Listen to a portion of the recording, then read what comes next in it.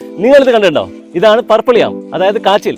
അപ്പൊ ഈ വർഷത്തെ കാച്ചിലിന്റെ വിളവ് എത്ര ഉണ്ട് നോക്കാം. പിന്നെ ടേസ്റ്റി ആയിട്ട് എങ്ങനെ പ്രിപ്പയർ ചെയ്യാം ഒരു മിനിറ്റ് നോക്കാം. നമുക്ക് ഈസി ആയിട്ട് കൃഷി ചെയ്യാൻ പറ്റുന്ന ഒരു സൂപ്പർ ഫുഡാണ് കേട്ടോ കാച്ചിൽ. സൂപ്പർ ഫുഡ് എന്ന് പറഞ്ഞത് വെറുതെ പറഞ്ഞതല്ല, ഇതിൽ ആവശ്യത്തിലധികം ഫൈബർ ഉണ്ട്. കൂടാതെ വൈറ്റമിൻസിന്റെയും മിനറൽസിന്റെയും ഒരു കലവറ തന്നെയാണ് കാച്ചിൽ. കൂടാതെ കാച്ചിൽ ഒരു ആന്റി ഓക്സിഡന്റ് കൂടെയാണ്. കാച്ചിലിന് ഗ്ലൈസീമിക് ഇൻഡെക്സ് കുറവായതിനാൽ കഴിക്കുമ്പോൾ ഷുഗർ സ്പൈക്ക് ഉണ്ടാവില്ല. അതുകൊണ്ട് തന്നെ പ്രമേഹമുള്ള ആൾക്കാർക്ക് വരെ അത്യാവശ്യത്തിന് കഴിക്കാം. ഈ വർഷം ഞങ്ങൾക്ക് 20 കിലോ കാച്ചിലേ കിട്ടിയുള്ളൂ കേട്ടോ. അപ്പൊ കാച്ചില് ഞങ്ങൾ പ്രിപ്പയർ ചെയ്യുന്ന രീതി ഒന്ന് കാണിക്കാം. ആവശ്യത്തിന് മുറിച്ചെടുക്കാം. തൊലി നന്നായി ചെത്തി വൃത്തിയാക്കാം. കാച്ചിലിന് പലയിടത്തും പല പേര് പറയാറുണ്ട്. നിങ്ങളുടെ നാട്ടിൽ എന്താ പറയുന്നത് ഒന്ന് കമന്റ് ചെയ്യണേ. തൊലി ചെത്തിയ ശേഷം നന്നായി കഴുകിയെടുക്കാം. പുഴുങ്ങിയെടുക്കാൻ പാകത്തിന് കഷ്ണങ്ങളാക്കി മുറിക്കാം. കാച്ചിൽ വളരെ എളുപ്പത്തിൽ കൃഷി ചെയ്യാമെന്ന് പറഞ്ഞത് വെറുതെ അല്ല. പ്രത്യേകിച്ച് പരിപാലിക്കേണ്ട ആവശ്യമില്ല.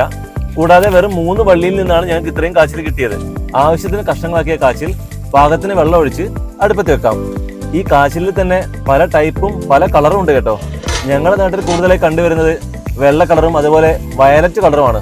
വെന്ത് വരുമ്പോഴേക്കും ആവശ്യത്തിന് ഉപ്പ് ചേർക്കാം. വെന്തോന്നറിയാൻ പപ്പടക്കോല് കൊണ്ടൊന്ന് കുത്തി നോക്കിയാൽ മതി കേട്ടോ. വെന്ത് കഴിഞ്ഞാൽ ഒന്നും നോക്കണ്ട, വെള്ളം ഊറ്റിയേക്കാം. നമ്മുടെ കാച്ചിൽ റെഡി. കാച്ചിലിന്റെ കൂടെ കാന്താരി ചമ്മന്തി ഇല്ലാതെ ഒരു സമാധാനം ഉണ്ടാവില്ല. നല്ല കാന്താരി മുളകും ആവശ്യത്തിന് ചെറിയുള്ളിയും ആവശ്യത്തിന് ഉപ്പും ചേർത്ത് അമ്മിയിൽ നന്നായി അരച്ചെടുക്കാം. ചമ്മന്തി നല്ല വെണ്ണ പോലെ അരച്ചെടുക്കണ്ട, ഒന്ന് ഉടച്ചെടുത്താൽ മതി. നല്ലൊരു വാഴയിൽ വെട്ടി അതിലേക്ക് കാച്ചിൽ വിളമ്പി നമ്മുടെ ചമ്മന്തിയും വിളമ്പി നല്ലൊരു കട്ടൻ ചായയും കൂടെ കൂട്ടി ഒരു പിടി പിടിക്കാം. അപ്പൊ വീഡിയോ ഇഷ്ടപ്പെട്ടാൽ ലൈക്ക് ചെയ്യുക, ഷെയർ ചെയ്യുക, സബ്സ്ക്രൈബ് ചെയ്യുക.